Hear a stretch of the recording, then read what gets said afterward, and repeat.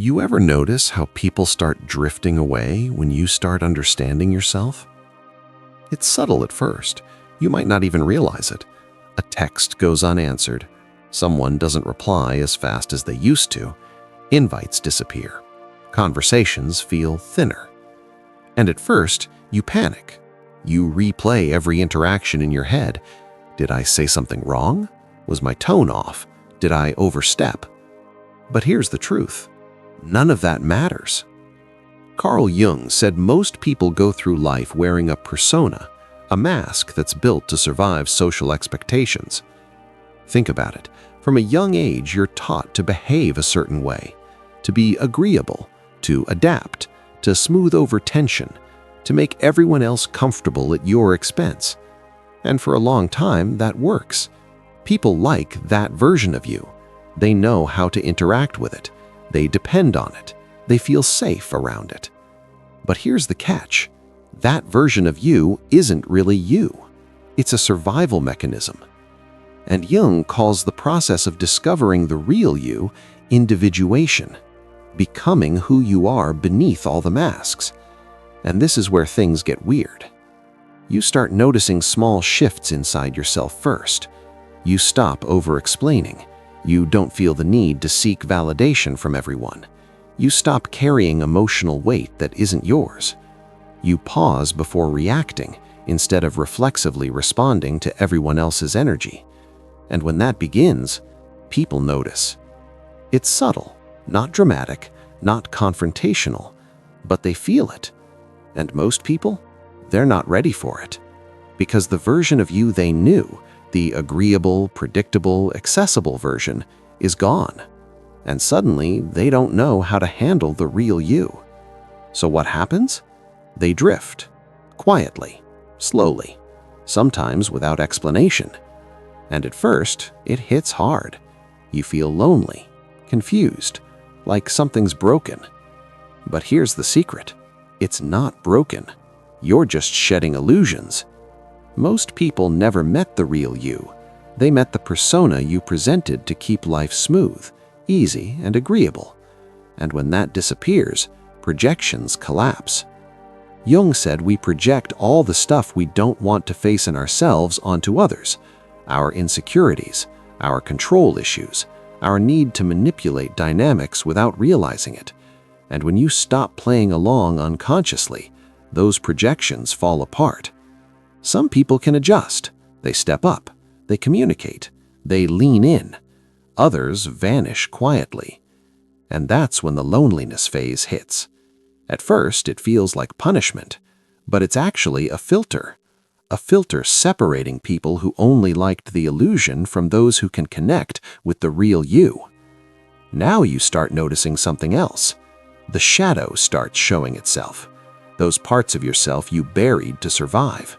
Anger, frustration, boundaries, needs, desires you denied because they didn't fit the mask. Jung said integrating the shadow is necessary to become whole, and it's uncomfortable because society rewards the persona, not the whole self. And when the shadow starts asserting itself, the people around you freak out. Some adjust, some respect it, some pull away. But you keep going because you start realizing that growth isn't about being liked, it's about being authentic, and authenticity costs people. And that's exactly how it's supposed to be. So here's the deal. Once you start dropping the mask, reality hits different. People start reacting in ways you didn't expect. Texts slow down, invitations dry up, even casual conversations feel heavier, like everyone's waiting for something, but they don't know what. And it's not about you being cold or distant, it's about you being real. Carl Jung called this the shadow, the parts of you you've hidden to survive. Your anger, your needs, your desire for boundaries, your refusal to be a puppet for everyone else's comfort. For years, those parts were buried. You adapted, you played the game, you kept the peace, and people loved that version. It was predictable, it was easy, it was safe for them. But when individuation starts, the shadow pushes up. You stop over-explaining. You stop saying yes when you really mean no. You stop carrying emotional weight that isn't yours. And the ones who depended on the old you, they can't handle it. Suddenly, you're unpredictable. You're less available. You don't feed the same scripts. And guess what happens? They pull back, quietly, slowly, subtly. No confrontation, no argument, just absence. And that hurts. Because for years, your identity was tied to being needed, to being predictable, to being the emotional anchor. And now, when you stop performing that role, you feel the void. But here's the kicker. It's supposed to feel like that. Jung said before wholeness, there's separation. Separation from old dynamics, separation from illusions, separation from people who could only love you, the version of you that existed for their comfort. And this is where projection comes in. People don't leave because they dislike you. They leave because the unconscious work they relied on you is gone. All the ways they used your energy to stabilize their own insecurities no longer available. And what they feel is discomfort, confusion, a sense of loss, but it's not yours to fix. This is when you realize growth isn't a popularity contest. It's not about keeping everyone comfortable. It's about becoming the version of yourself that can hold space for yourself first, and only then for the right people. And when you start leaning into your shadow, weirdly enough, you feel power. You're not angry or selfish, you're whole. You're not cold, you're clear. You're not abandoning anyone, you're just no longer carrying their projections for them. Some people step up, they get curious, they adjust, they respect boundaries. Others, they disappear, quietly. And here's the beauty, that disappearance is a filter. It separates the people who only liked your persona from the ones who can see the real you. This is the part most people quit before. They see the withdrawal and panic. They try to fix it by overgiving again, by shrinking themselves. But the truth is, that's regression. You can't go back. Because once the shadow emerges, the persona no longer holds the same power, and neither should it. So yeah, it's uncomfortable, it's quiet, it's lonely at times, but it's also necessary. Because this is the stage where you start seeing who actually belongs in your life, who can handle depth, who can handle honesty, who can handle you without the mask. And once you reach that, life starts changing in ways you can't force. Connections become intentional, conversations become meaningful, energy is respected, and calm replaces chaos. And now, after all the quiet, after all the drifting, after the people who couldn't handle the real you faded away, something starts to shift. You start noticing yourself differently. Not in a flashy, dramatic way, not with some sudden aha moment, more like small, steady changes that make life feel lighter. You react slower. You think clearer. You feel less drained because you're not carrying everyone else's emotional baggage. Not all the time, anyway. And slowly, loneliness stops feeling like a punishment. It starts feeling like a signal. A signal that the people who remain, the ones who stay despite your growth, actually resonate with your true self. Jung called this stage integration, the conscious and unconscious parts of you finally coming together, your shadow, your persona, your real self, all in dialogue. And that's when life starts to feel real. You stop pretending, you stop bending for approval, you stop worrying about being liked. And here's the thing, the people who can stay with you, they notice, they respect it, they communicate differently. They meet your presence with curiosity, honesty, and awareness.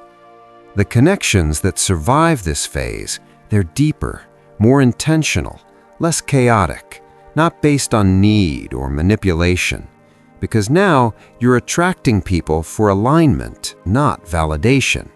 You're attracting people who actually resonate with your truth. And that's rare. It doesn't happen fast. It doesn't happen to everyone. But when it does, it's worth the silence, worth the awkwardness, worth the people who faded. You start realizing growth isn't about popularity. It's about authenticity. It's about becoming the version of yourself that can hold space for yourself first and for others second. And here's the kicker.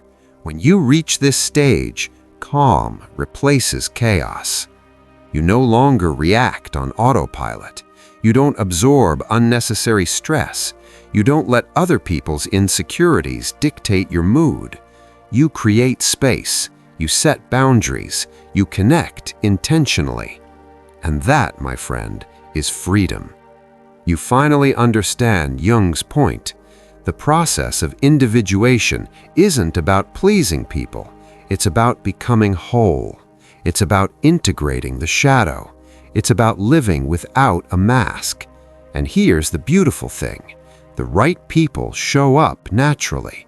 Not because you forced it, not because you performed or adapted, but because you are fully yourself, honest, integrated, unshakable. You start to realize that growth isn't lonely. It's selective. It's a filter that protects your energy and opens the door to meaningful connections. The connections that survive this phase, they're deeper, more intentional, less chaotic, not based on need or manipulation. Because now you're attracting people for alignment, not validation.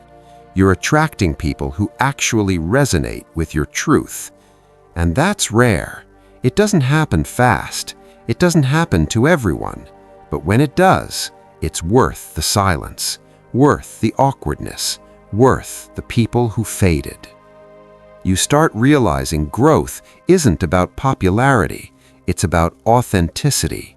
It's about becoming the version of yourself that can hold space for yourself first and for others second. And here's the kicker. When you reach this stage, calm replaces chaos. You no longer react on autopilot. You don't absorb unnecessary stress. You don't let other people's insecurities dictate your mood. You create space. You set boundaries. You connect intentionally. And that, my friend, is freedom. You finally understand Jung's point. The process of individuation isn't about pleasing people. It's about becoming whole. It's about integrating the shadow. It's about living without a mask. And here's the beautiful thing.